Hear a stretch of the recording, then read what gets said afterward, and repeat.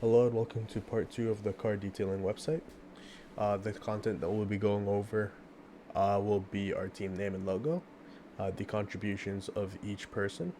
We'll show you each person of the team, and we'll do the separate demonstrations of each person. So as you can see, our team name and logo is this is the logo right here, and our name is Revo Detailing. The contributions of each individual member. Rashad created our online slides, authentication and backend uh, code, and added some new links and information for the nav bar to make it easy to navigate. Sad did the authentication front end slash UI, did the login and EGS and register EGS, and authentication and output debugging. And as for me, I did the video slash presentation editing, and I also did a demo on how the website works. So this is Sad Nav, Rashad Khan, and Rami Shafiq, and we'll be going into our demonstration of each individual part now. Hello, this is Raman Shafiq. I'll be going over the user authentication and password and login. Over here, you will initially be led to the login page, assuming that you have an account. However, I do not have an account, so I will be registering one over here. And username, I will just enter my name underscore last name. It can be any. It could be anything you choose. Password, I will set it to my name, 123. Email, I'll use my personal email over here. And display name can be anything. I will just use my full name if I can type it. And I'll just click here, register, and it should take me directly to the bookings page. Over here, you can see what my display name is, which I set to um, my full name. And one thing to mention is you cannot access the bookings earned and add package without having an account. So if I were to log out and I go to bookings, I cannot add any bookings and I cannot add any sort of package deal. However, once I go back to the login and I type in my username, Rami underscore Shafiq, and I use my password,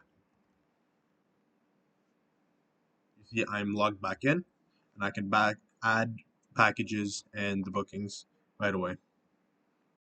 Hello, my name is Saad, and I'll be talking about my contribution for Project Part 2, which was building the front end authentication interface, which includes the login, register, and logout UI, as well as a dynamic navigation bar.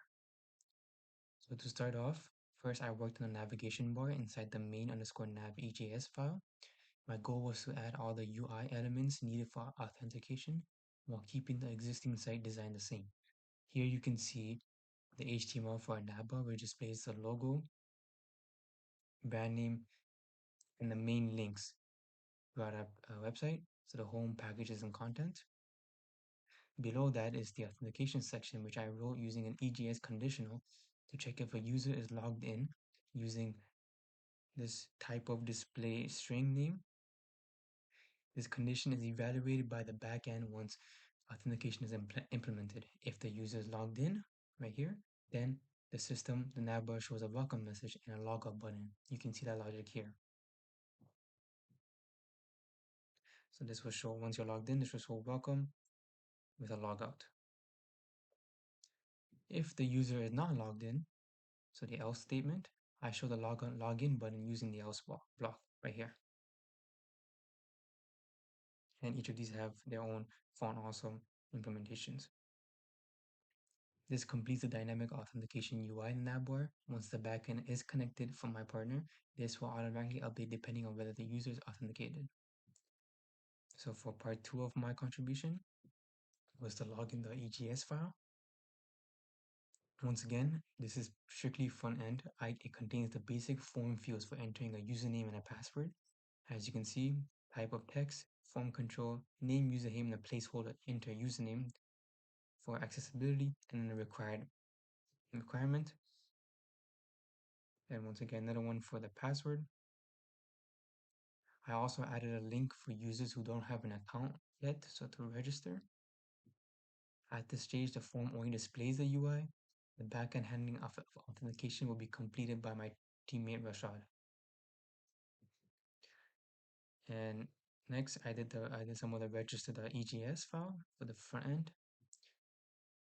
So this form right here, what I implemented was to collect all the required files for creating all the required fields for creating a new user account for a brand new account. So here we have the username, here we have the password, the email,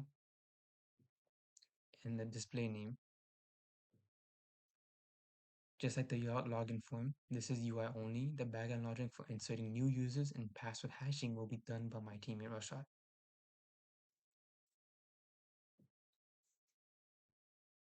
Lastly, I implemented simple get routes in the index.js file. So this is our simple home get route. I added a login one, a register one, and a logout one.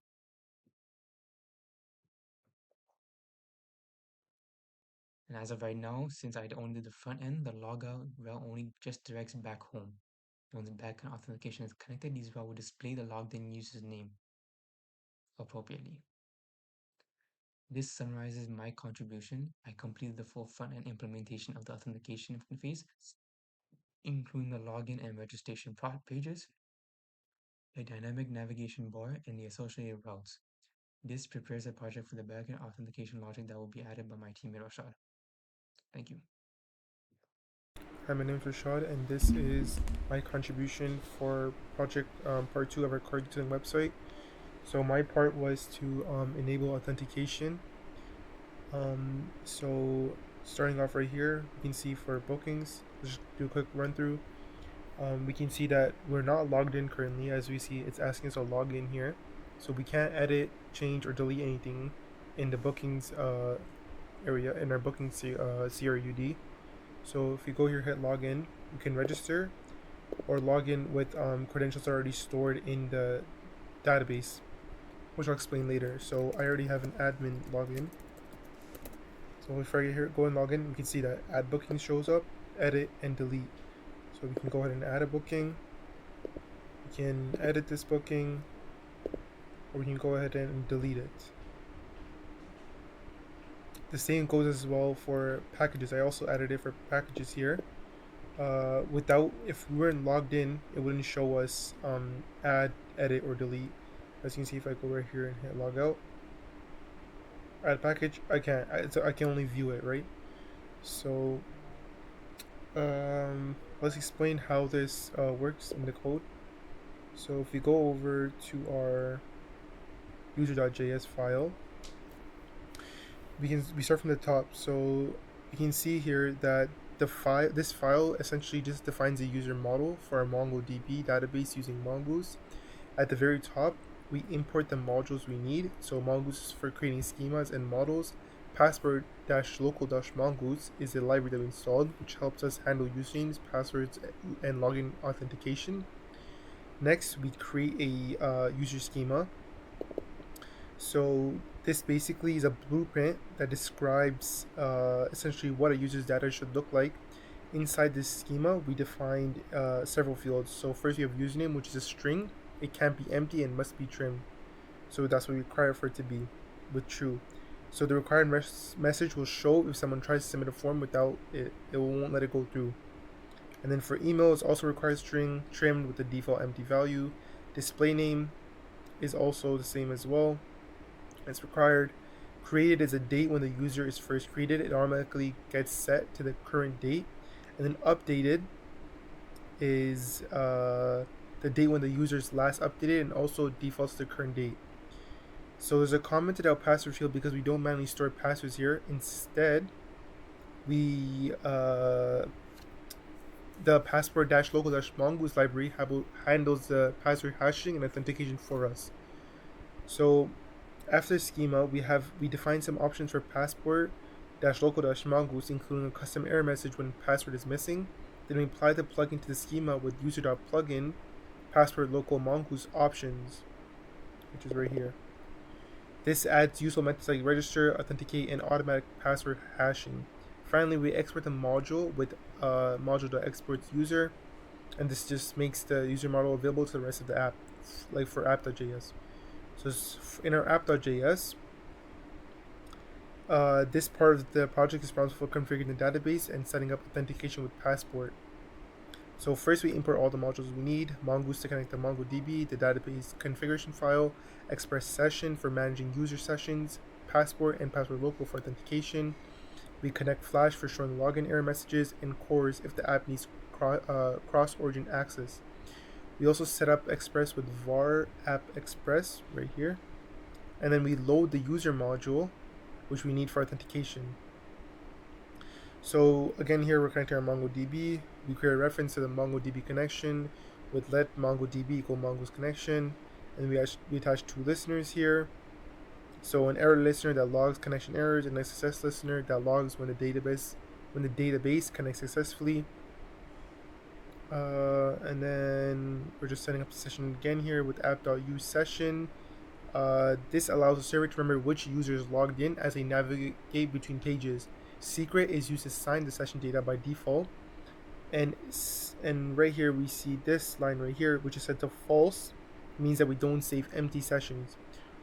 Resave false means that not to save session until it changes. And we also enable flash messages, which allow us to display login errors or success messages. So here we set up the Passport authentication. We use password.use, we create a strategy. This creates a login strategy based on the user module. And then password.serialize user and deserialize user. So serialize user, it saves the user's ID into the session after they log in. And deserialize user, it retrieves the full user database based on the ID whenever needed. So these lines make sure that authentication actually works and the login persists across the pages. And then also we've added in, if I go to main nav, this is just a small addition, but I've added the add packages and bookings into the nav bar, which didn't have before. And then if we go here into our bookings, we go to our list.ejs. So the way that the buttons for the add, delete, and edit disappear when not logged in is this line right here. So if type of display name is a string, this essentially checks for that display name. So once we log in right here, it checks if there's a display name. If there's no display name here, it's not gonna show these buttons, the booking add buttons, the booking down here, the booking edit buttons, and booking delete buttons. If there's no username, there's no display name shown there, it's not going to show it. So display name shows when you log in, as I showed you guys before. And then down here in packages is the same thing. So we have this right here. If it doesn't show, then don't show these add buttons, delete buttons, and edit buttons. And yeah, that's pretty much it for my part. Thank you.